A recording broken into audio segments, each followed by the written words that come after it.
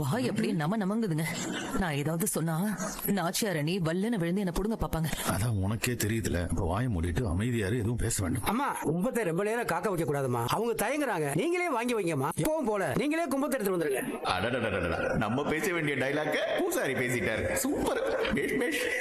துளசி இந்த மாதிரி தான் இந்த விஷயமும் வைரல் ஆயிடும். துளசியோட பேரு டேமேஜ் ஆகும். நாச்சியாரோட புரட்சி பொங்கலுக்கும் நம்ம ஆப்பு வச்ச மாதிரி கொஞ்ச நாளைக்காவது இந்த புரட்சி புண்ணாக்குன்னு பேசாம இருப்பாங்க. அந்த கேப்ல நான் நாச்சியார் ஆகுறதுக்கான வேலையை பாப்பேன். எப்படி ஐடியா? சூடாமணி, ஐடியா என்னவோ நல்லா தான் இருக்கு.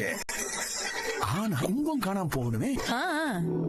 அதுவா எப்படிப்பா காணாம போகும்? நாம தான்ப்பா ஏற்பாடு பண்ணணும்.